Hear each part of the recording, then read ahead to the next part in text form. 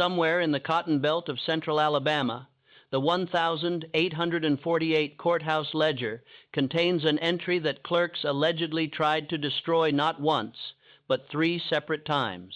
The record described a transaction that broke no law, yet caused such shock that 2 families abandoned estates worth over $40,000, a fortune that would be valued at more than $2 million today.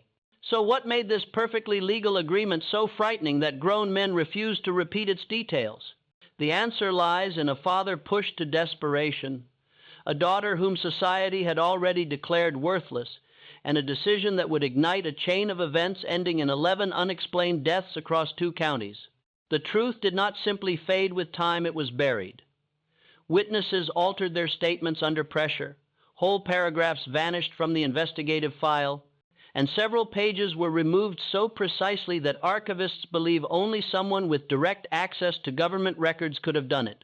But before we return to that spring and the mystery of what happened on the Yancey plantation, I need one thing from you. Make sure you're subscribed, hit that notification bell, and tell me in the comments what state are you watching from. It always amazes me how far these forgotten stories of American history travel. Now, let's talk about Catherine Yancey and the bargain that destroyed her family's name.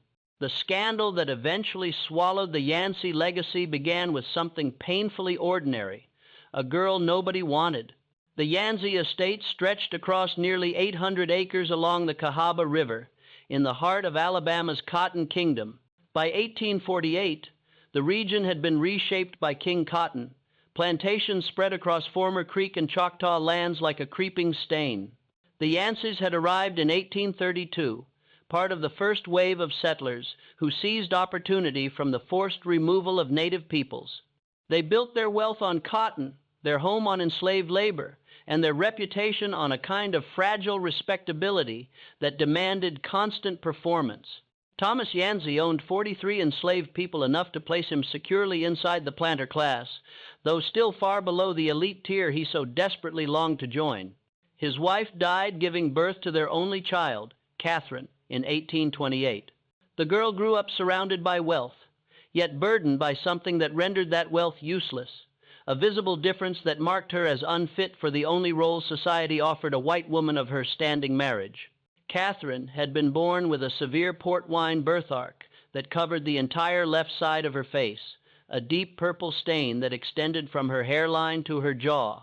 In an era when physical perfection in women was considered evidence of moral purity, and any deviation suggested divine judgment, Catherine's appearance marked her as unmarriageable. It didn't matter that she could read Latin, that she played piano beautifully, or that she possessed her mother's sharp intelligence and dry wit.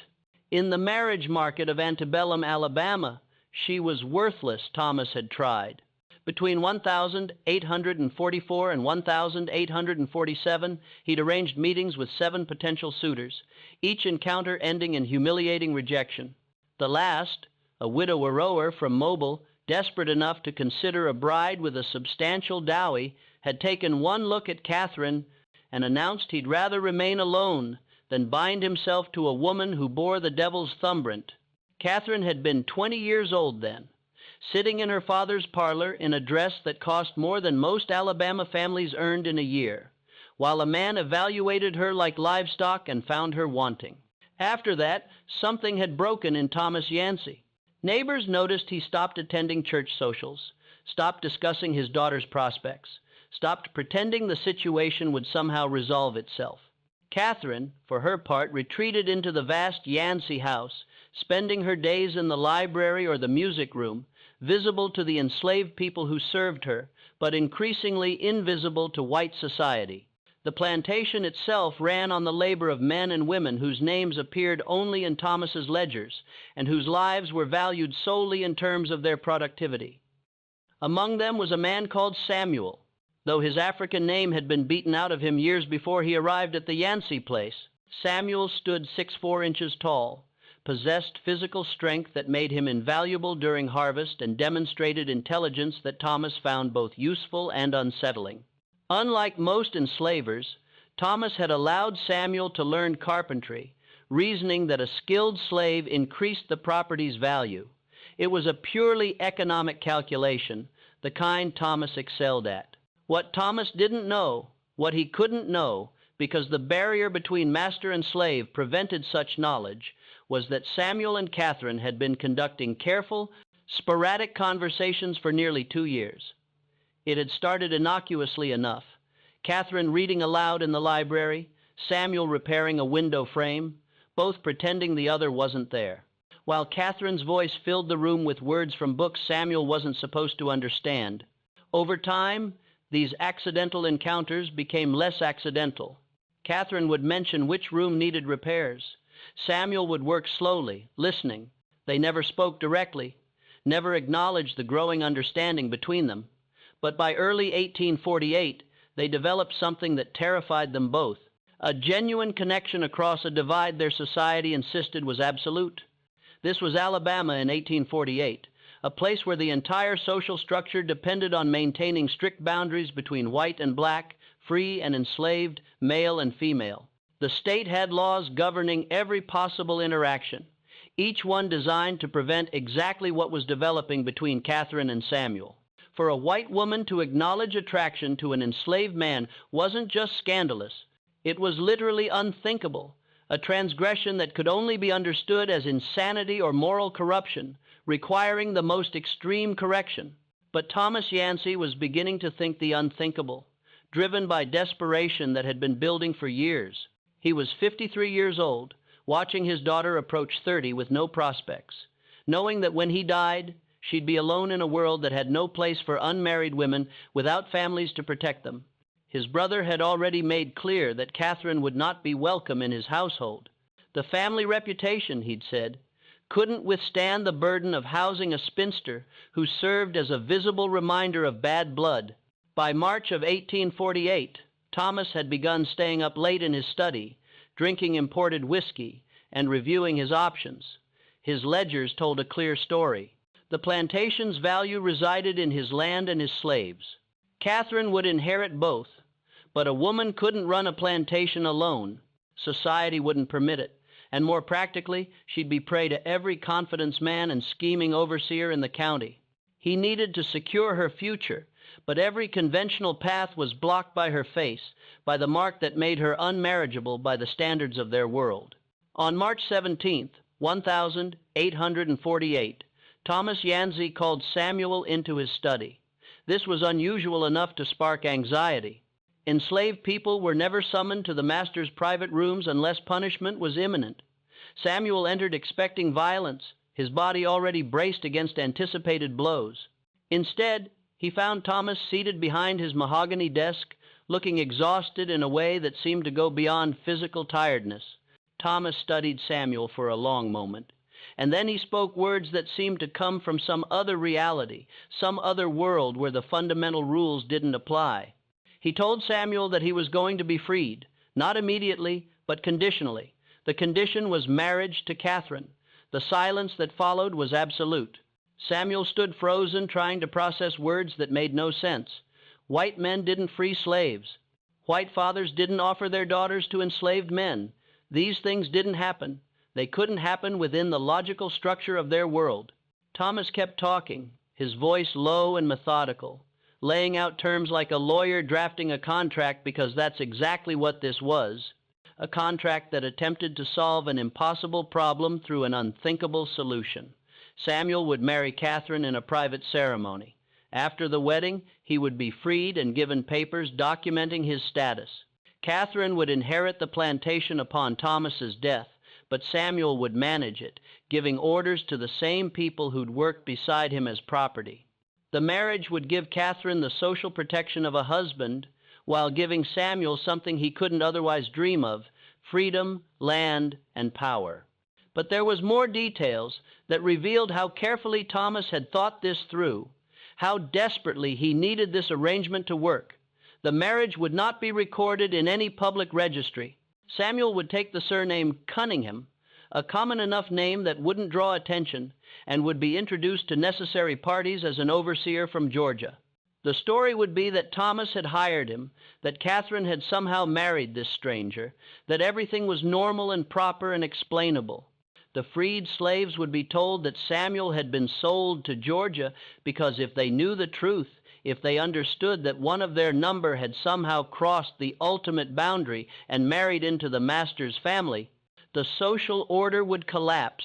The white community would be told as little as possible, and what they were told would be lies stacked upon lies, each one designed to prevent anyone from looking too closely at an arrangement that violated every unwritten rule of Southern society. Samuel's response, when he finally managed to speak, was careful. He asked what would happen if he refused. Thomas's answer was simple and devastating. Nothing would happen to Samuel directly, but Thomas would sell him south to the sugar plantations of Louisiana, where enslaved people typically died within 5 years. Then Thomas would find another solution, another enslaved man, someone more desperate or less principled. The offer would be made to someone. What Thomas didn't say, but what Samuel understood immediately, was that this wasn't really about Catherine's protection. This was about Thomas's guilt, his desperate attempt to undo the damage of having brought a daughter into a world that had no mercy for women who didn't meet its narrow standards of acceptability. Thomas was trying to buy his way out of his failure as a father, using the one currency he had, a slave's freedom, in exchange for taking responsibility for a woman nobody else would have. Samuel asked for time to think. Thomas gave him until sunset. Then he dismissed Samuel with a wave of his hand, the same gesture he'd used 1,000 times before, as if they'd just discussed crop rotation or fence repairs, instead of fundamentally rewriting the rules of their world. Samuel walked out of that study and directly to the carpentry workshop, where he stood among wood shavings and half-finished furniture, trying to make sense of what had just been offered. Freedom, marriage to a white woman, land, power over people who'd shared his bondage, everything he'd dreamed of, wrapped in a package that felt wrong in ways he couldn't quite articulate. He thought about Catherine, about the woman he'd been carefully not thinking about for 2 years, about conversations they'd never quite had, and feelings neither could acknowledge. He thought about what it meant to be freed, but only conditionally, only as a favor granted by a desperate father rather than a right claimed by a human being. He thought about explaining to his mother, to his sister, to everyone he'd known in bondage that he was leaving them behind for a white woman's bed. When Samuel met Catherine that evening, a meeting Thomas had arranged in the library, the room where their strange connection had first developed, she was standing by the window with her back to the door, her posture rigid with tension. She turned when he entered, and for the first time they looked directly at each other without pretense, without the careful fiction that had governed their previous encounters. Catherine spoke first, her voice steady despite the color rising in her unmarked cheek. She told him that she knew what her father had proposed. She also told him, with the brutal honesty of someone who'd spent years being evaluated and rejected, that she understood this arrangement, offered him something valuable while giving her something she'd never expected to have. She wasn't naive enough to call it love or even real marriage. She called it what it was, a transaction that might benefit them both if they could find a way to make it work. But then she said something that revealed she'd been thinking about this possibility longer than Samuel had, working through implications he was still processing. She told him that if he agreed, he needed to understand what he'd be taking on. He'd be freed, yes, but into a position of permanent suspicion. He'd have papers documenting his status, but those papers would always be questioned by white men who'd assume they were forged. He'd have authority over the plantation's enslaved population, but that authority would come with hatred from people who'd see him as a traitor, as someone who'd literally slept his way into the master's house. He'd be neither truly white nor comfortably black, trapped in a middle space that would make him a target for violence from all directions. She also told him, with a directness that bordered on cruel, that she didn't expect love. She didn't expect him to want her or desire her or feel anything beyond the necessary civility required to maintain appearances. What she offered was partnership, a working arrangement between two people society had decided were worthless, finding a way to survive in a world that had no place for either of them. Samuel's response when it came was equally direct. He told her he'd agree on one condition, that whatever happened between them, whatever arrangement they made, She would never use her whiteness as a weapon against him. He'd seen what happened when white women accused black men of impropriety, seen men hanged for misunderstandings or deliberate lies, and he wouldn't put himself in that position without assurance. He needed her word that she'd never threaten him, never use the power her skin color gave her to control or punish him. Catherine gave her word. They shook hands, a formal gesture that sealed an utterly informal, completely illegal, thoroughly scandalous agreement. Then Samuel went to find Thomas and give his answer. The wedding took place 3 days later in Thomas's study, with only the three of them present. A Methodist circuit rider, who owed Thomas a substantial gambling debt, performed the ceremony, reading the words quickly, and leaving immediately afterward without recording anything in his usual ledger. Thomas had paid him $50, an enormous sum, for his silence and his forgetfulness. Samuel became Samuel Cunningham Freeman, and Catherine Yancey became Catherine Cunningham, wife of a man whose freedom was exactly 20 minutes old. Thomas gave Samuel his papers that same night, documents that described him as born free in Georgia, sold South by destitute parents, and recently purchased his own freedom through years of skilled labor. The documents were elaborate lies, expensive forgeries that Thomas had commissioned months earlier, suggesting this solution had been in development longer than Samuel had realized. The story given to the enslaved community was simple. Samuel had been sold to a cotton factory in Mobile, a common enough occurrence that nobody questioned it. The story given to white neighbors was barely more complicated. Thomas had hired an overseer from Georgia, a skilled carpenter who'd helped Catherine with renovations. They'd somehow developed affection, married quickly, and Catherine would remain on the plantation under her husband's management.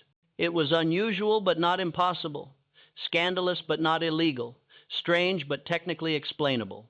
What nobody explained was why Thomas Yancey, known for his careful maintenance of respectability, would allow such a hasty marriage. What nobody questioned was how a carpenter from Georgia had accumulated enough money to present himself as respectable husband material. What nobody examined too closely was whether Samuel Cunningham's papers were genuine, or how he'd learned to read, or why he sometimes forgot to respond to his new name. The first month passed in careful routine. Samuel moved into the main house, into rooms that had been prepared for him, sleeping initially in a separate bedroom because neither he nor Catherine were ready for the intimacy their marriage theoretically sanctioned. He began managing the plantation's operations, giving orders to people who'd worked beside him weeks earlier, trying to maintain authority while handling the constant quiet resistance that comes from subordinates who know exactly where you came from. Catherine retreated further into the house, appearing only when necessary, letting Samuel present himself as the public face of the plantation's management. They had dinner together each evening, formal meals where they discussed crop yields and repair schedules and everything except what they were actually doing, what line they'd actually crossed. The enslaved population knew something was wrong. They didn't know what. The story of Samuel's sale had been accepted because there was no reason to question it, but they recognized that the power dynamics had shifted. The white overseer Thomas had employed for years had quit abruptly, citing health reasons, but really because he refused to take orders from a man he suspected wasn't quite white enough to hold authority. A new overseer was hired, a drifter from Mississippi, who asked no questions and enforced discipline with casual brutality that Samuel found stomach-turning, but couldn't quite prevent without revealing the fragility of his own position. By summer, the arrangement had settled into something almost functional. Samuel and Catherine had developed a working partnership that included careful affection, though whether that affection was real or performed, even they couldn't quite determine.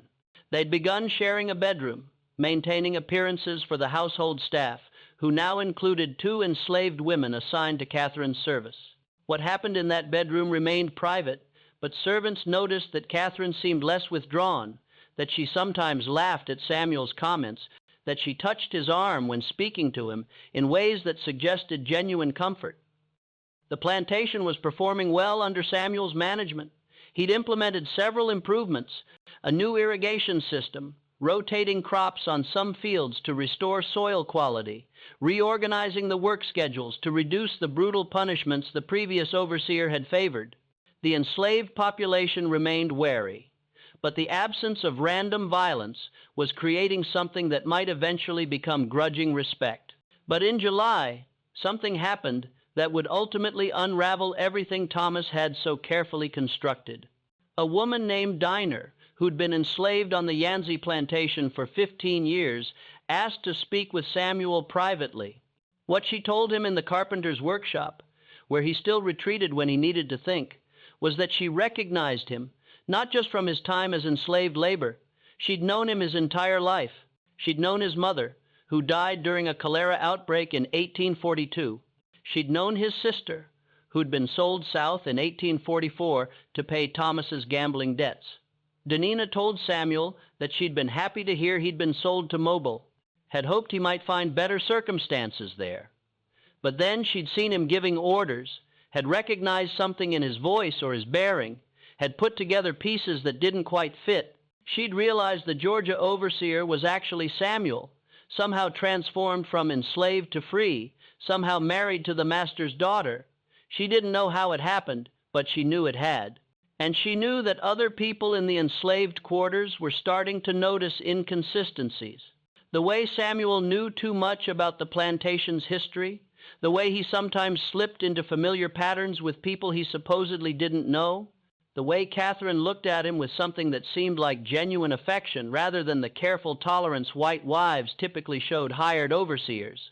Denina told Samuel that she wouldn't reveal his secret, but she also told him that secrets like this one couldn't last, that someone else would figure it out eventually, and when they did, the consequences would be catastrophic for him, for Catherine, for Thomas, and probably for everyone in the enslaved quarters who'd be suspected of helping conceal the truth.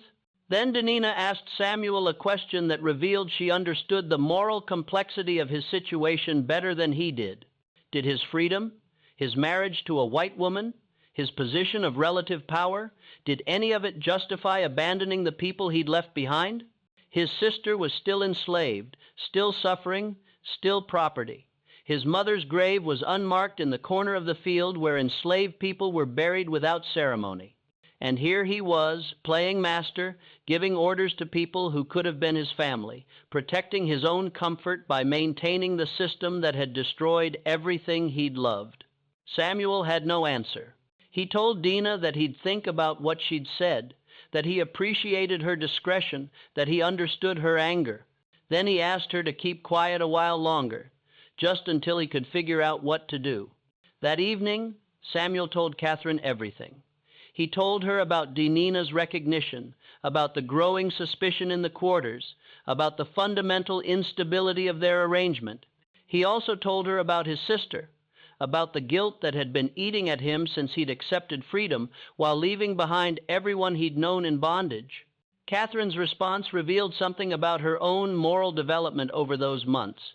She told Samuel that she'd been thinking about the same problem, about the injustice of their arrangement, about how her safety had been purchased with his complicity in enslaving others. She'd been raised to accept slavery as natural and right, but living with Samuel, talking with him as an equal, had made those beliefs impossible to maintain. She proposed something that would either solve their problem or destroy them entirely. They should free Thomas's enslaved people, not all at once. That would attract immediate attention and probably violence, but gradually through sales to buyers in northern states who'd immediately free them, through claims that certain individuals had earned freedom through exceptional service, through quiet manipulation of documents and careful transportation to places where they could disappear into free black communities. It was illegal, dangerous, and likely to result in their economic ruin if they succeeded, and their execution if they were caught. But Catherine argued that they'd already crossed so many lines, had already violated so many fundamental rules of their society, that this violation at least served a moral purpose rather than just protecting their own comfort. Samuel pointed out the obvious problem. Thomas was still alive, still owned the enslaved population, still controlled the plantation. They couldn't act without his knowledge. And Thomas had shown no indication that he felt any moral qualms about slavery itself. His gesture toward Samuel had been personal and pragmatic, not ideological. Catherine's response was simple. They needed to convince Thomas, or they needed to wait until he died and then act immediately on her inheritance. Either way, they needed to prepare, identify safe destinations, make contacts with underground networks that helped escaped slaves reach freedom, build up enough cash reserves to fund transportation. Over the following weeks, Catherine and Samuel began their careful planning. They couldn't discuss it openly, couldn't write anything down, couldn't involve anyone else without risk. But they began making quiet inquiries, testing whether certain boundaries could be pushed, seeing how far they could go without triggering suspicion. In September, Thomas Yancey collapsed during supper. The local physician diagnosed him with heart disease, told him he had perhaps 6 months to live, and recommended rest and minimal exertion. Thomas took the news with surprising calm, as if he'd been expecting it, as if this was just one more piece of bad fortune to be managed. What Thomas didn't expect was how his declining health would shift the power dynamics he'd so carefully balanced. As he grew weaker, Samuel and Catherine assumed more complete control of the plantation. The enslaved population began to understand that Samuel wasn't just an overseer serving at Thomas's pleasure. He was going to be the permanent master after Thomas died. This realization created new tensions, new questions about what Samuel's authority might mean for them. In October, a man calling himself a slave catcher arrived at the plantation, claiming he was tracking a fugitive who matched Samuel's description.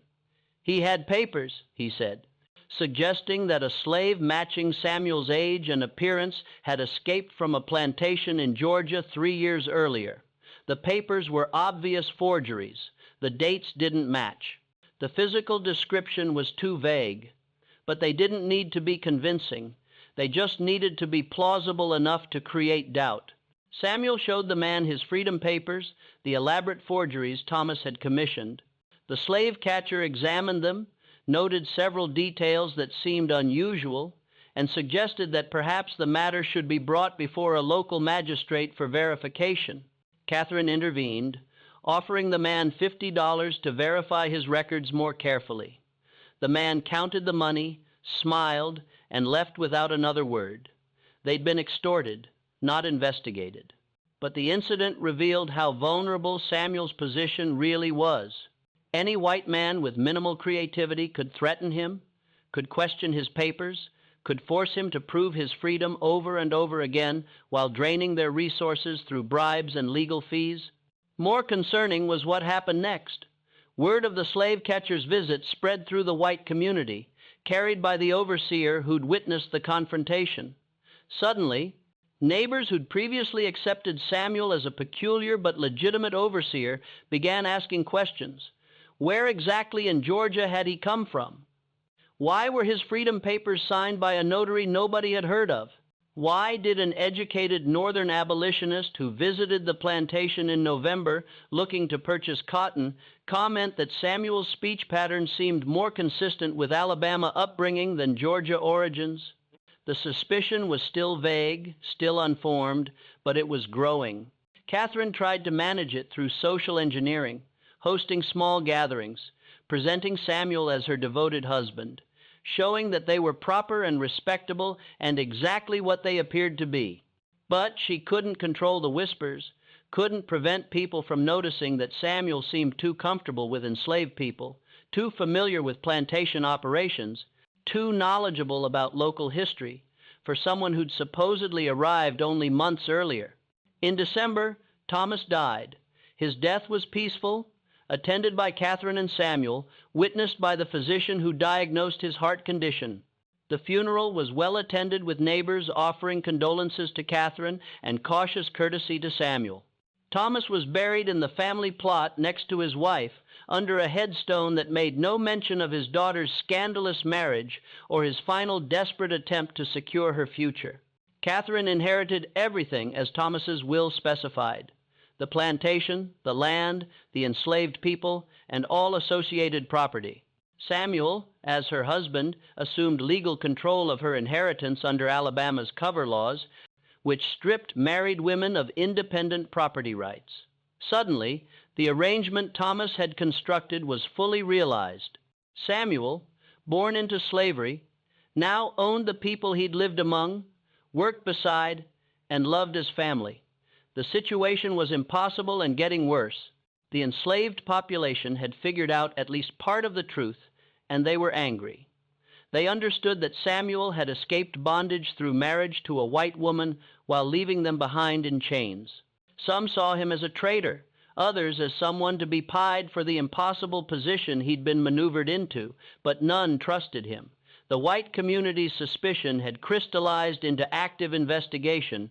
A group of neighboring planters had hired a lawyer to examine Samuel's freedom papers and Catherine's marriage records, looking for irregularities that might void the arrangement and allow them to claim the plantation through various legal mechanisms. The scrutiny was supposedly about protecting community standards, but it was really about wealthy white men not wanting to accept a black man, freed or not, controlling land and enslaved people. In January of 1849, Catherine made a decision that she hadn't discussed with Samuel, that he never would have approved if she had. She began quietly selling enslaved people to a Quaker merchant from Pennsylvania who'd contacted her after Thomas's death, expressing interest in purchasing field hands for a manufacturing operation in the North. The merchant was part of an underground network that freed purchased slaves immediately upon arrival in Pennsylvania. The merchant's name was Josiah Fletcher, and he'd been doing this work for 7 years, moving through the South with legitimate business credentials that allowed him to purchase enslaved people without arousing suspicion. He'd heard about the Yancey Plantation through networks that existed beneath the surface of normal commerce, whispered recommendations from other abolitionists, coded messages in northern newspapers. Information passed between free black communities who tracked which white Southerners might be sympathetic to their cause. Fletcher's initial contact with Catherine came through a carefully worded letter discussing industrial labor needs and the quality of Alabama field workers. Catherine understood immediately what he was really offering. She responded with equal care, using language about workers seeking new opportunities and arrangements that might benefit all parties. They met once in late December in the parlor of a Montgomery boarding house where Catherine had claimed to be visiting a sick aunt. Fletcher laid out his terms clearly. He would pay market rates for enslaved people, provide legitimate bills of sale, and transport them north through a series of safe houses that would eventually deliver them to Pennsylvania as free people. The risk was enormous.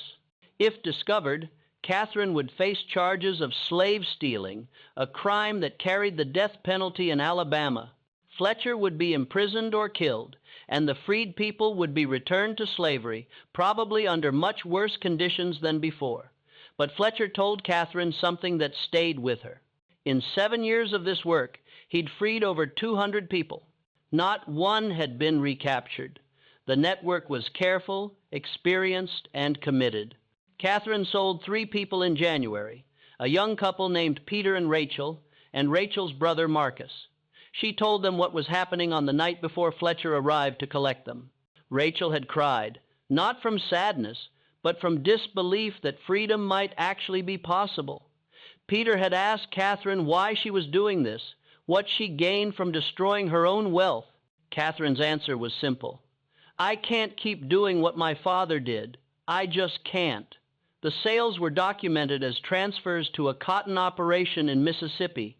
Catherine showed Samuel falsified bills of sale afterward, claiming she'd needed to raise cash for plantation expenses.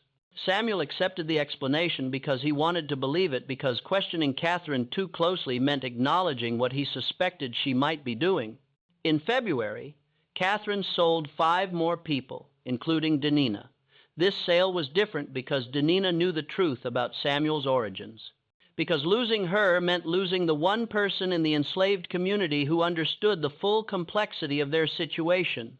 Catherine met with Denina the night before Fletcher came in the kitchen house after midnight and told her everything about the network, about Pennsylvania, about the freedom waiting at the end of a terrifying journey north. Dina's response surprised Catherine. She wasn't grateful or relieved. She was angry. She told Catherine that freedom for a handful of people didn't change the fundamental evil of the system, that selling some while keeping others was just choosing who to save and who to abandon. She asked Catherine what gave her the right to decide who got freed first, who had to wait, who might never get chosen at all. Catherine had no good answer. She told Dina that she was doing what she could, that freeing everyone at once would trigger immediate investigation, that gradual sales were the only way to avoid detection. Dina replied that gradual sales meant someone always remained enslaved, someone always drew the short straw, someone always had to watch others leave for freedom while staying behind in bondage. They argued for over an hour, voices rising despite the need for secrecy, each woman defending a position that made sense from her perspective but looked monstrous from the others. Finally, Dina told Catherine she'd accept freedom because refusing it wouldn't help anyone, but that Catherine shouldn't expect forgiveness or gratitude for fixing a problem white people had created in the first place. The conversation shook Catherine badly. She'd been thinking of herself as morally courageous, as someone taking real risks to do the right thing. Dina's anger forced her to recognize that her courage still came from a position of power, that even in liberation, she was exercising control over black lives, deciding fates according to her own judgment rather than allowing people to determine their own paths. But she continued the sales, accelerating them through March and April. 7 people in March, 9 in April. Each sale followed the same pattern: late-night conversation revealing the truth. Emotional reactions ranging from joy to suspicion to Dina's angry acceptance, Fletcher's arrival with cash and forged documents. And then the careful journey north, beginning with a wagon ride to Montgomery, disguised as a normal commercial transfer. Samuel discovered the plan in late April when a woman named Sarah told him what was happening. Sarah had been selected for the next group leaving in May, and she'd come to Samuel because she had a question. Should she trust Catherine? Or was this some elaborate trap designed to identify people willing to escape so they could be punished as examples? Sarah's suspicion made sense. Enslaved people lived in constant awareness that trust could be weaponized against them, that apparent kindness might be a test designed to justify cruelty. She'd seen people punished for expressing desire for freedom, had watched the system turn slaves against each other through strategic rewards and punishments. Why should she believe that Catherine Yancey's daughter was actually helping rather than gathering evidence of disloyalty? Samuel's response revealed how much he'd changed over the past year. He told Sarah the truth about his own origins, about his marriage to Catherine, about Thomas's desperate solution and its unexpected evolution into something resembling genuine partnership. He told her that he'd been born on this plantation, that his mother was buried in the unmarked cemetery past the south field, that he understood her suspicion because he'd lived with the same fear every day of his enslaved life. Then he told her that yes, she should trust Catherine, that the risk was real, but so was the offer of freedom, that he'd stake his own life on Catherine's sincerity. He also told her something more complicated, that Catherine was doing this partly out of genuine moral conviction and partly out of guilt, and that those motivations were so tangled together that probably Catherine herself couldn't separate them. But the motivation mattered less than the result, and the result was freedom for people who'd never expected to taste it. Sarah left that conversation, planning to accept Catherine's offer, but Samuel remained troubled, not by the plan itself, but by his exclusion from it. Catherine had been making these decisions alone, taking enormous risks without consulting him, operating as if his partnership in their marriage didn't extend to matters this serious. That night, he confronted her. The argument that followed was the first real fight of their marriage. Samuel accused Catherine of treating him like a child, of making decisions that affected both of them without seeking his input. Catherine responded that she'd been protecting him, that if the plan failed, she wanted him to be able to claim ignorance, to have a chance at survival even if she was caught.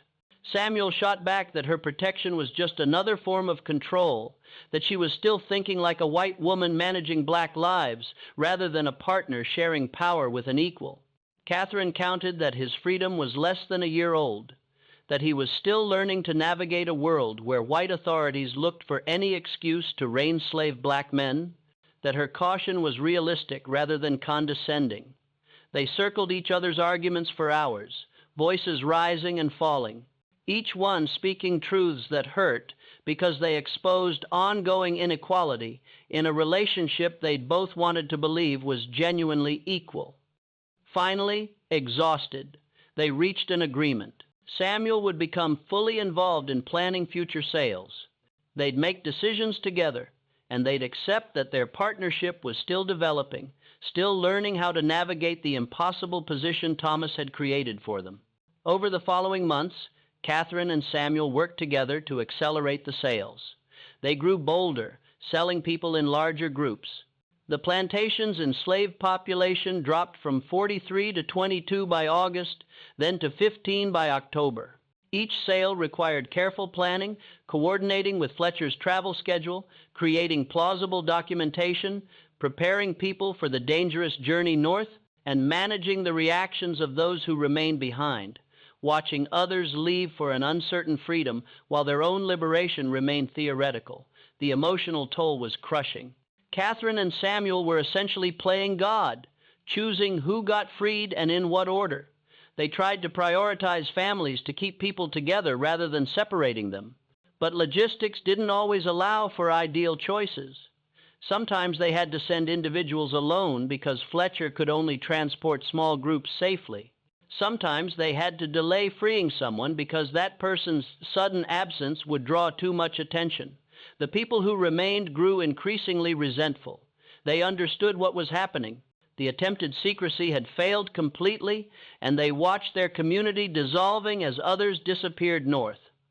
Some were grateful to Catherine and Samuel, seeing them as liberators working within impossible constraints. Others saw them as arbitrary rulers, deciding fates according to unknown criteria, no better than the slave-owning class they'd supposedly rejected. One man named Isaiah confronted Samuel in August, demanding to know why he'd been passed over 3 times while others were freed. Samuel's explanation that Isaiah's carpentry skills made him valuable to maintaining plantation appearances, that his absence would trigger investigation, sounded like justification for exploitation, even though it was technically true.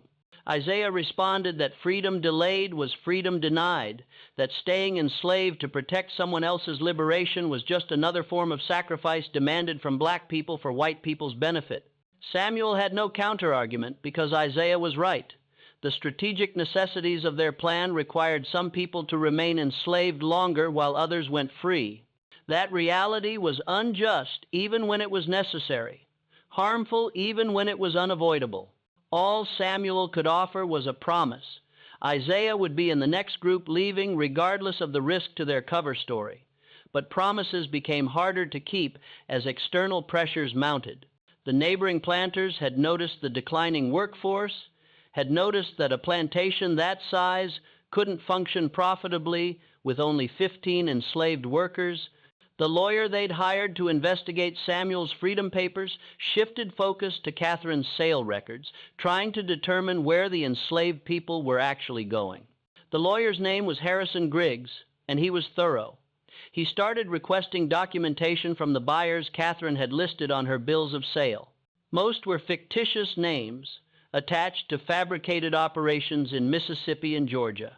When those buyers failed to respond to inquiries, Griggs began visiting the plantations Catherine claimed to have sold to, discovering that none of them had purchased workers from the Yancey estate. By October, Griggs had assembled enough evidence to approach county authorities. He presented documentation showing that Catherine Yancey Cunningham had falsified sale records for at least 28 enslaved people, claiming to sell them to buyers who didn't exist or who denied purchasing anyone from her estate. The implication was clear. The enslaved people had either been freed illegally, or they'd escaped with Catherine's help, or both. The sheriff initially hesitated to pursue the case. Catherine was white from an established family and technically within her rights to sell her property. But Griggs pointed out that falsifying sale records constituted fraud, that aiding fugitives violated federal law, and that Catherine's actions threatened the entire economic structure of the cotton economy. If white property owners could simply free their slaves without consequence, the whole system collapsed. More damaging was the rumor Griggs carefully spread through white society, that Catherine hadn't just freed enslaved people. She'd done it because her marriage to Samuel Cunningham had corrupted her racial loyalty. She'd betrayed her class and race by marrying a man Griggs strongly suspected wasn't actually born free. And now she was compounding that betrayal by destroying white wealth to benefit black freedom. The argument was explicitly about protecting white supremacy, and it worked because that's what the system was designed to protect. The pressure intensified through October. Catherine and Samuel knew they were running out of time. They accelerated their plans, arranging for Fletcher to return in early November for a final large group. They would free the remaining 15 people all at once, then flee north themselves before authorities could move against them. But they'd waited too long. On November 11th, one of the enslaved people Catherine had freed 8 months earlier was recognized by a slave catcher in Philadelphia. The man, named Benjamin, had been living openly as a free worker in a textile mill using papers. Fletcher's network had provided documenting his birth as a free person in New York. But the slave catcher had been specifically looking for fugitives from Alabama, working from descriptions provided by Griggs, who'd suspected that freed slaves from the Yancey plantation might surface in northern cities. Benjamin was arrested, questioned, and threatened with return to slavery under the Fugitive Slave Act. The interrogation was brutal. Hours of threats and manipulation designed to break his resistance. Eventually terrified and believing he had no choice, Benjamin revealed that he'd been freed by Catherine Cunningham of Alabama, that she'd sold him to a Quaker merchant who'd transported him north and given him freedom. The information traveled back to Alabama within days, carried by Griggs himself, who'd gone to Philadelphia specifically to verify his suspicions. He returned with Benjamin's signed statement, with descriptions of the Quaker merchant, and with enough evidence to secure arrest warrants for Catherine and Samuel on charges of slave stealing, conspiracy to aid fugitives, fraud, and violation of the Fugitive Slave Act. On November 18th, 1849, Sheriff James Hartwell arrived at the Yancey plantation with a warrant for Catherine's arrest. Samuel was named as a co-conspirator. They had 3 hours to gather evidence for their defense before being transported to the county jail. The sheriff brought 4 deputies with him, expecting resistance or escape attempts. Instead, he found Catherine and Samuel sitting in the parlor as if they'd been waiting for this moment. Catherine was reading. Samuel was reviewing crop reports. They both looked up when Hartwell entered, and neither seemed surprised. Hartwell read the charges aloud, his voice carrying the formal tone required by law, but also something else, a note of discomfort that suggested even he found this arrest troubling despite its legality. When he finished, Catherine asked a single question: "May we have time to put our affairs in order?" Hartwell granted them 3 hours, a courtesy he later claimed was standard procedure, but which actually reflected his ambivalence about arresting a white woman from an established family. He stationed deputies at all exits to prevent escape, then waited in the entrance hall while Catherine and Samuel prepared for imprisonment. They used those 3 hours with strategic precision. First, they burned documents. Catherine had kept careful records of everyone she'd freed, names, dates, destinations, and contacts in Fletcher's network. She fed these papers into the parlor fireplace, one by one, watching decades of evidence turn to ash. Samuel destroyed correspondence with Fletcher. Letters that would have identified other abolitionists in the network, anything that might lead authorities to the people they'd already freed or to others still working to undermine slavery. While documents burned, they also wrote letters. Catherine composed a message to Fletcher warning him not to return to Alabama, that the network had been compromised. Samuel wrote to contacts in Pennsylvania, explaining what had happened and requesting help for the 15 people still on the plantation. These letters would be smuggled out by Sarah, who'd been assigned to serve Catherine until the sheriff arrived, who'd watched everything with wide eyes and finally understood that Catherine and Samuel had never planned to escape. Then Catherine did something that would shape how this story was remembered. She wrote a detailed confession.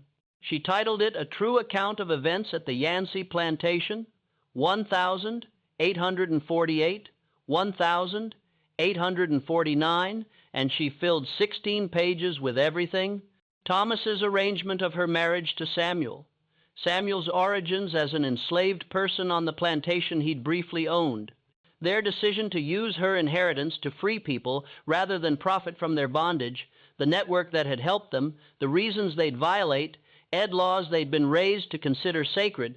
The confession was remarkable for its honesty and its careful legal positioning. Catherine took full responsibility for every decision, describing Samuel as someone who'd questioned her choices more often than he'd supported them. This was partly true. Samuel had been more cautious than Catherine throughout their liberation efforts, but it was also strategic positioning designed to protect him from the harshest consequences. More significantly, Catherine's confession explored the moral reasoning behind their actions. She wrote about growing up believing slavery was natural and right, about how marriage to Samuel had forced her to see enslaved people as fully human rather than property, about the impossibility of maintaining her old beliefs while sharing daily life with someone who'd experienced bondage. She described the gradual moral awakening that had led to her decision to free people, framing it not as political activism, but as personal moral necessity. The confession also contained Catherine's interpretation of her father's final act. She argued that Thomas had arranged her marriage to Samuel out of desperation, yes, but also out of some dim recognition that the racial boundaries their society maintained were artificial and cruel. By giving his daughter to an enslaved man and freeing that man through marriage, Thomas had performed a revolutionary act, even if he hadn't fully understood its implications. Catherine suggested that her subsequent actions were simply following her father's logic to its natural conclusion. If racial boundaries could be crossed in marriage, why not in other areas of life? This interpretation was generous to Thomas, who'd probably just been solving a personal problem rather than making a political statement. But Catherine needed her confession to reach audiences who might be sympathetic, and framing her actions as filial duty rather than radical activism made them more palatable to readers who respected family loyalty even when they opposed abolition. When Catherine finished writing, she signed and dated the confession, then gave it to Danina with specific instructions. The document should remain hidden unless Catherine and Samuel were executed. If they died, Danina should give the confession to Northern journalists or abolitionists who might use it to argue against slavery. If Catherine and Samuel somehow survived, the confession should be destroyed to protect the people mentioned in it. Catherine also gave Danina something else: papers documenting her freedom, backdated to look like Thomas had freed her before his death. The papers were obvious forgeries. Catherine wasn't skilled at legal documentation, but they might provide some protection if Diner could escape north before authorities examined them too closely. Along with the papers, Catherine gave Danina $50, the last of the cash reserves she hadn't spent on freeing people. Diner accepted the papers and money with the same complicated expression she'd worn months earlier when Catherine first told her about Fletcher's network. It was gratitude mixed with anger, appreciation mixed with resentment, acknowledgement that Catherine was trying to help, tempered by awareness that this help came from someone who'd inherited the wealth and power that had enslaved Danina in the first place. Their final conversation was brief. Danina told Catherine that she'd keep the confession safe, that she'd honor Catherine's instructions about when to release it. Then she said something that seemed to cost her significant effort. "You did better than most. That matters, even if it wasn't enough." Catherine had no response to that. She just nodded, then turned away before emotion could overwhelm the careful control she'd been maintaining since Sheriff Hartwell arrived. Samuel spent his final hours in freedom, walking the plantation grounds, saying goodbye to places that held complicated memories. He visited the field where his mother was buried in an unmarked grave, standing for long minutes in silence over ground that held people who died in bondage, whose names were forgotten, whose lives were reduced to entries in Thomas Yancey's ledgers. He visited the carpenter's workshop, where he'd first processed Thomas's impossible offer, where he'd learned to be free while surrounded by enslaved people, where he'd built furniture for a house he'd once served. He also spoke with each of the 15 people who remained enslaved on the plantation, apologizing for failing to free them before being caught, trying to explain why some had been freed while others remained. These conversations were painful for everyone involved. Some people accepted his apology with grace, understanding that Catherine and Samuel had done more than most white Southerners would ever consider. Others responded with bitterness, pointing out that Samuel's apology meant nothing while they remained in chains. Isaiah, the carpenter who'd confronted Samuel months earlier about being passed over for freedom, had the hardest words. "You got to be free for a year. You got to live in the big house, give orders, sleep beside a white woman, and pretend you were just as good as any white man. That's more than most of us ever get. So, don't apologize for getting caught. Apologize for believing that temporary freedom was enough, that freeing some of us justified leaving others behind." Samuel tried to explain that he'd always planned to free everyone, that getting caught had interrupted the process rather than ending it, but Isaiah cut him off. "Plans don't matter. Results matter. And the result is that 28 people are free and 15 are still slaves, and you're acting like you did something noble instead of just choosing who to save and who to abandon." The accusation stung because it was fundamentally true. Samuel and Catherine had chosen who got freed and in what order, making decisions that determined who would taste freedom and who might die enslaved. Those decisions had been necessary. Freeing everyone at once would have triggered immediate investigation, but necessity didn't make them just. It just made them required. When the 3 hours expired, Sheriff Hartwell found Catherine and Samuel waiting in the entrance hall, dressed for travel, carrying nothing except a small bag containing clean clothing. They went peacefully to the wagon that would transport them to the county jail, climbing in without protest or dramatic statements. As they left, Sarah and several other enslaved people watched from the windows of the main house, their expressions unreadable. The county jail was a squat brick building in the center of town, built to house criminals awaiting trial. Catherine and Samuel were placed in separate cells, initially county policy dictating that men and women be housed apart, but after Catherine's lawyer, a young man named Douglas Kemp, who'd been appointed because Catherine had spent all her money freeing people, argued that separating a married couple served no purpose. They were moved to a larger cell they could share. The cell was 10 feet by 12 feet with a single barred window, 2 narrow beds, and a bucket for sanitation. It was cleaner than cells used for black prisoners who were typically held in a basement area, with no windows and minimal ventilation. Even in jail, racial hierarchy persisted. They spent their first night in silence, each processing what was coming. The trial would be perfunctory. The evidence against them was overwhelming, and neither planned to deny what they'd done. The sentence would almost certainly be death. Alabama law prescribed execution for slave stealing, and what they'd done was textbook violation of that law. Catherine broke the silence around midnight, speaking into the darkness of their cell. "Do you regret it?" Samuel's answer came after a long pause. "I regret that we didn't move faster. I regret that 15 people are still enslaved because we were too careful, too worried about getting caught, but I don't regret trying." They talked through the night, reviewing decisions and choices, examining paths not taken. They discussed whether they should have freed everyone immediately after Thomas's death, accepting the certainty of quick capture in exchange for complete liberation. They discussed whether Samuel should have refused Thomas's original offer, remained enslaved, perhaps attempted escape north rather than accepting freedom through marriage. These conversations were ultimately pointless. The past couldn't be changed, but they needed to process their choices, needed to examine whether they'd done the right things or just the expedient things, needed to determine whether their actions had been genuinely moral or just selfishly disguised as morality. Around dawn, Catherine articulated something both of them had been thinking, but neither had said aloud. "We're going to die because we tried to be good while trapped in something evil. And the evil will continue after we're dead, and the people we freed might be recaptured, and everything we tried to do might end up meaning nothing." Samuel's response was quiet but firm. 28 people got to taste freedom. That's not nothing. Even if they're all recaptured tomorrow, they'll have had days or weeks or months of being free. They'll have known what it feels like to make their own choices, to walk away from cruelty, to imagine futures they control. That matters, even if it doesn't last.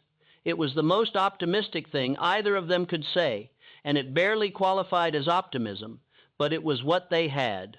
The hope that brief liberation was better than no liberation, that trying and failing was better than never trying at all.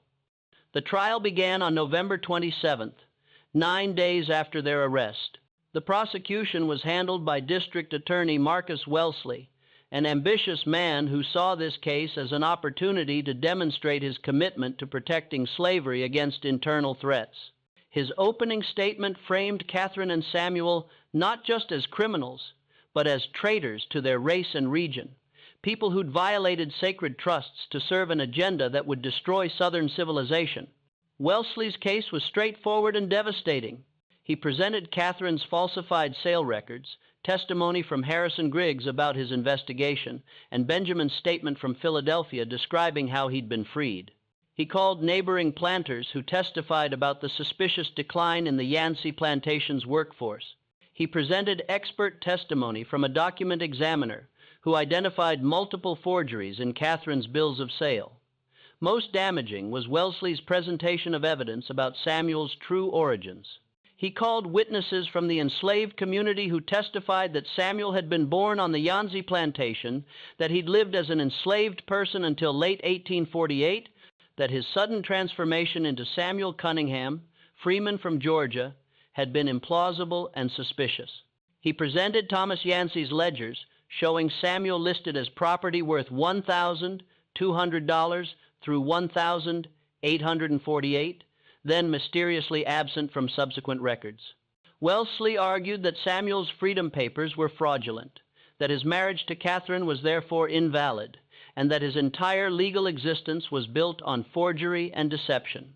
This argument had significant implications.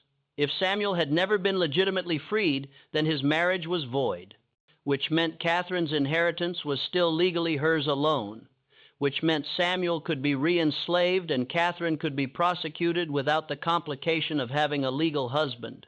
The defense strategy was minimal and ineffective. Douglas Kemp, Catherine's appointed lawyer, tried to argue that she'd been manipulated by Samuel, that she'd been seduced or coerced into betraying her race and class. The argument was offensive. It relied on racist assumptions about black men as dangerous corruptors of white women, but it was the only defense that might save Catherine's life. Catherine refused to support it. When Kemp called her to testify in her own defense, she systematically destroyed his strategy by taking full responsibility for every decision. She testified that the idea of freeing enslaved people had been hers, that Samuel had initially opposed it as too dangerous, that she'd made all final decisions about who would be freed and when. She described Samuel as a cautious partner who'd questioned her judgment more often than he'd encouraged her actions.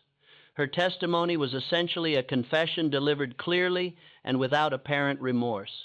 She explained her moral reasoning, describing how marriage to Samuel had forced her to recognize enslaved people as fully human, how she'd come to believe slavery was fundamentally evil, regardless of its legality, how she decided to use her inheritance to free people rather than continue profiting from their bondage. When Wellesley cross-examined her, he tried to characterize her actions as irrational, as evidence of mental instability requiring treatment rather than punishment. Catherine rejected this framing completely. She insisted that her actions had been entirely rational, that freeing enslaved people was the logical conclusion of recognizing their humanity, that what appeared insane was actually the system that treated people as property. The exchange between Catherine and Wellesley became heated, with Catherine refusing to accept his characterization of slavery as natural or her actions as criminal in any meaningful moral sense. At one point, Wellesley asked her directly, "Do you not recognize that your actions violated the laws of Alabama and the United States?" Catherine's response was clear. "I recognize that they violated those laws. I don't recognize those laws as just, there's a difference." The courtroom erupted at this statement, with spectators shouting condemnations and the judge pounding his gavel for order. When silence was restored, the judge warned Catherine that continued defiance would result in contempt charges. Catherine said nothing more, but she'd made her position clear. Samuel's defense followed a different strategy. His lawyer, Martin Chase, was a more experienced attorney who'd agreed to take the case because he found it legally interesting rather than out of any sympathy for abolitionism. Chase argued that Samuel had been legitimately freed by Thomas Yancey, that his marriage to Catherine was therefore legal, and that he bore no responsibility for Catherine's subsequent actions beyond failing to prevent them. The argument attempted to create separation between Samuel and Catherine, positioning him as a bystander to her crusade rather than an active participant. It might have worked if Samuel had supported it, if he'd been willing to claim ignorance or helplessness. Instead, when Chase called him to testify, Samuel destroyed the defense just as thoroughly as Catherine had destroyed hers. Samuel testified that he'd known about Catherine's plan to free enslaved people, that he'd actively participated in arranging sales and coordinating with Fletcher's network, that he'd made crucial decisions about who would be freed and in what order. He described the agonizing process of choosing between liberating some people quickly versus moving slowly to avoid detection. He acknowledged the terrible calculus they'd engaged in, deciding that 15 people remaining enslaved while 28 went free was preferable to all 43 remaining in bondage forever. His testimony included something unexpected, a detailed explanation of what slavery had been like from inside, what it meant to be property rather than person, what it did to someone's soul to know they could be sold away from family or beaten for minor transgressions or worked to death for another person's profit. The courtroom fell silent as Samuel described these experiences, not because listeners were sympathetic, but because they were shocked that an enslaved person or formerly enslaved person, or whatever Samuel was, would dare speak such truths in open court. When Wellesley cross-examined Samuel, he focused on attacking Samuel's credibility, suggesting that a man born into slavery couldn't be trusted to tell the truth, that his testimony was inherently suspect because of his racial inferiority. Samuel responded to these attacks with calm precision, pointing out the contradiction in Wellesley's argument. If enslaved people were too inferior to be trusted as witnesses, how could they be held legally responsible as criminals? The question was rhetorical, but it highlighted an inconsistency in Southern legal thinking. The system wanted enslaved people to be simultaneously less than human for purposes of denying rights and fully human for purposes of enforcing punishment. Samuel's question forced the court to confront that inconsistency, even if no one acknowledged it openly. The trial lasted 3 days total. On the afternoon of November 29th, the jury retired to deliberate. They returned 2 hours later with guilty verdicts on all charges: slave stealing, conspiracy, forgery, and fraud. The judge asked if either defendant wished to make a statement before sentencing. Catherine declined. Samuel stood and said simply, "28 people are free because of what we did. That's all the statement I need to make." The judge sentenced them both to death by hanging, to be carried out within 30 days, the minimum time required by Alabama law to allow for appeals. He also ordered that after execution their bodies be buried outside consecrated ground, that their graves remain unmarked, and that their names be struck from family records as punishment for betraying their race and society. They were returned to their cell to await execution. The date was set for December 27th. Exactly 1 month after sentencing. For most of that month, they received no visitors except their lawyers, who made perfunctory appeals that were quickly denied. Douglas Kemp apologized to Catherine for his ineffective defense. Catherine told him there had been no effective defense possible, that the outcome had been predetermined by evidence and social necessity. During those final weeks, Catherine and Samuel settled into strange routines. They played cards with a deck provided by a sympathetic guard. They read books from a small library the jail maintained for prisoners. They talked about their childhoods, about memories and dreams, and all the conversations they'd never quite had during their brief marriage. They were in some ways more genuinely married in that cell than they'd been during their year of freedom, when they'd been so focused on liberation work that they'd barely had time to know each other as people. On December 20th, a week before their scheduled execution, something unexpected happened. Josiah Fletcher appeared at the jail requesting permission to visit Catherine and Samuel as their spiritual advisor. The request was approved.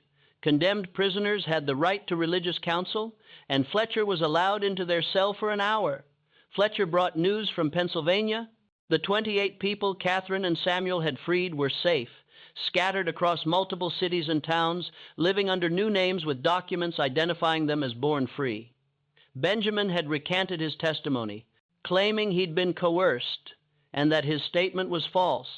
Fletcher's network had helped him escape Philadelphia before Alabama authorities could reclaim him. More significantly, Fletcher had been organizing Northern support for Catherine and Samuel. Abolitionist newspapers had published articles about their case, framing them as martyrs to the cause of human freedom. Religious leaders had written letters to Alabama's governor requesting clemency. Pennsylvania's state legislature had passed a resolution condemning Alabama's prosecution of people whose only crime was recognizing the humanity of enslaved people. None of this would actually save them. Alabama wasn't going to release prisoners based on Northern outrage, but it meant their deaths would have meaning beyond their immediate circumstances. They would become symbols. Their story would be told and retold, and their sacrifice might inspire others to take similar risks. Fletcher also brought a request from Northern abolitionists. Would Catherine and Samuel agree to have their final letters published after their execution? The letters could reach audiences that needed to understand the moral bankruptcy of slavery, could humanize the abstract debates about bondage and freedom, could demonstrate that the system was so evil that even white Southerners who'd been raised to accept it sometimes came to recognize its fundamental injustice. Catherine and Samuel agreed. They spent the next several days writing letters that Fletcher would carry north, testimonies to be published after their deaths. Catherine wrote about her moral journey from accepting slavery as natural to recognizing it as evil, about the impossibility of being good within systems designed to make goodness impossible, about a hope that future generations would find better solutions than the ones available in 1849. Samuel wrote about what slavery had done to him and his family, about the permanent damage caused by treating humans as property, about the courage required to resist systems that claim divine sanction and natural law as justification. These letters would eventually be published in multiple Northern newspapers, reaching thousands of readers and contributing to the growing abolitionist movement. But Catherine and Samuel would never know their impact, would never see how their words would be used to argue against the system that was about to kill them. On the evening of December 26th, the night before their scheduled execution, Catherine and Samuel were given their final meal. The jail provided better food than usual: roasted chicken, fresh bread, vegetables from local farms. They ate together, talking quietly about nothing in particular, avoiding discussion of what would happen in the morning. Around midnight, after the guards had completed their final rounds, Samuel asked Catherine the same question she'd asked him weeks earlier. "Do you regret it?" Catherine thought for a long moment before answering. "I regret that we couldn't do more. I regret that 15 people are still enslaved. I regret that we're going to die before we're 30 years old, but I don't regret trying to be better than we were raised to be." They held each other through the remaining hours of darkness, waiting for dawn and what it would bring. At dawn on December 27th, guards came to prepare them for execution. But what happened next remains disputed, buried in contradictory evidence and official reports that don't align with witness testimony. The official record states that Catherine and Samuel were found dead in their cell at sunrise, having consumed poison smuggled into the jail sometime during the previous evening. The jail physician examined their bodies and concluded they died from arsenic poisoning, probably administered in wine that had been delivered as part of their final meal. But several elements of this official narrative don't quite make sense. The wine had been inspected by guards before being delivered, and none reported noticing anything unusual. The bodies showed signs of arsenic poisoning, severe stomach pain, vomiting, convulsions, but also showed bruising consistent with physical struggle. The cell door was found unlocked, which shouldn't have been possible if they died by their own hand. Unofficial accounts whispered among jail workers and eventually recorded by a northern journalist who investigated the case years later tell a different story. These accounts suggest that Catherine and Samuel were killed by county officials who wanted to avoid the spectacle of publicly hanging a white woman for the crime of freeing slaves. A public execution would have attracted attention, would have required officials to explain exactly what crime justified Catherine's death, would have forced the community to confront the moral implications of executing someone for acting on conscience rather than self-interest. Poison in the cell was cleaner, easier to explain, and allowed authorities to present Catherine and Samuel's deaths as voluntary rather than state-sanctioned murder. It preserved the fiction that they'd recognized the evil of their actions and chosen death over public shame. A third theory, supported by fragmentary evidence and persistent rumors, suggests that outraged citizens broke into the jail and killed Catherine and Samuel before official execution could occur. This theory is based on witness reports of unusual activity around the jail on the night of December 26th, of men gathering in small groups and dispersing quickly when questioned, of guards who seemed unusually distracted during their final rounds. This version suggests vigilante justice, private revenge carried out by people who believed Catherine and Samuel deserved worse than official execution. The bruising on their bodies, the unlocked cell door, the conveniently timed suicide. All these elements support this interpretation. The truth is probably some combination of these theories, a messy reality that official records had to simplify into a clean narrative. What's certain is that Catherine and Samuel died in that cell on December 27th, 1849, and that their deaths were presented as voluntary suicides to avoid complications that would follow from more honest accounting. Their bodies were buried that same day before sunset in unmarked graves outside the county cemetery. The location was deliberately obscured. No one wanted their graves to become pilgrimage sites for abolitionists or rallying points for people who might sympathize with their cause. The few people who attended the burial were sworn to secrecy about the exact location. The 15 enslaved people who remained on the Yancey Plantation when Catherine and Samuel were arrested were sold at auction to settle the estate's debts. The auction occurred on January 4th, 1850. Less than 2 weeks after Catherine and Samuel's deaths. The people were sold individually rather than as families, scattered across multiple buyers, their fates unknown and unrecorded. But the 28 people Catherine and Samuel had managed to free remained free. Pennsylvania authorities refused to cooperate with Alabama's attempts to recover them, citing technical problems with extradition requests. Fletcher's network helped them establish new identities and find work in northern cities. Some eventually joined the abolitionist movement, speaking publicly about their experiences in slavery and their liberation through Catherine and Samuel's efforts. Their testimonies contributed to the growing northern opposition to slavery, providing human faces to abstract political debates.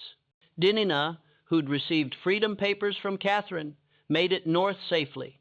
She settled in Philadelphia, working as a seamstress and eventually marrying a freeman who'd been born in New Jersey. She kept Catherine's confession hidden for 30 years, exactly as instructed. In 1879, she gave it to William Lloyd Garrison, Jr., a journalist investigating the history of slavery in Alabama.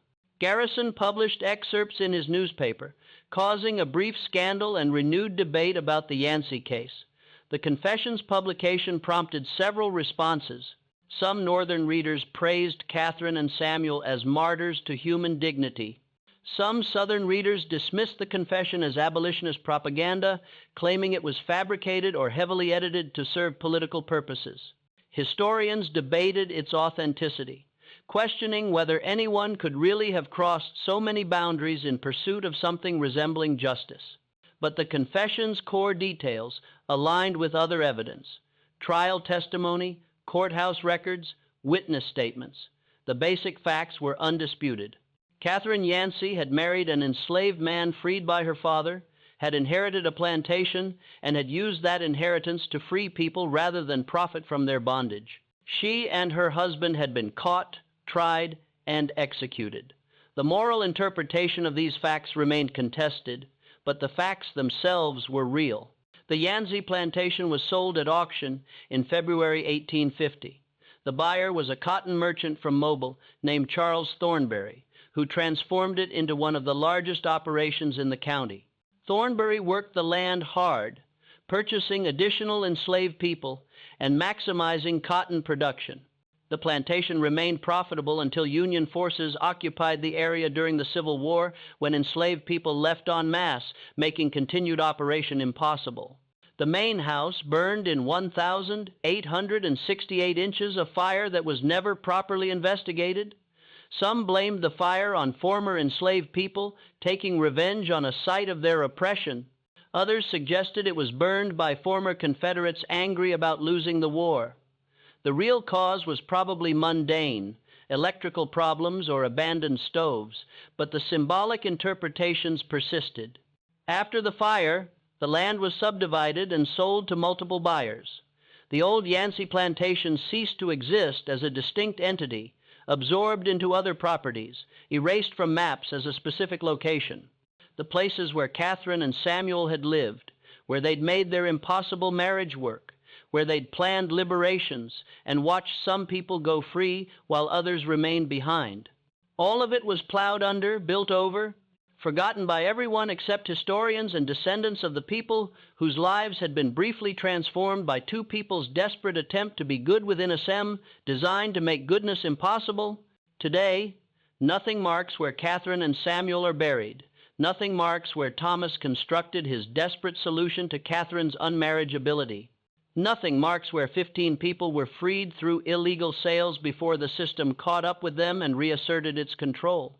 The land holds no memorials, no historical markers, no acknowledgement that any of this happened.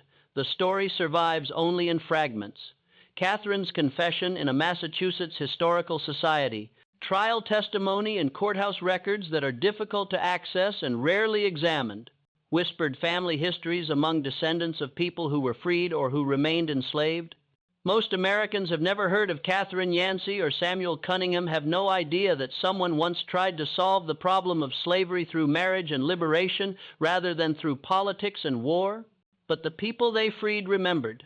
Descendants of those 28 people carried stories forward through generations, telling children and grandchildren about the white woman who'd given up everything to free black people, about the freed slave who'd briefly become a master and then used that position to liberate others.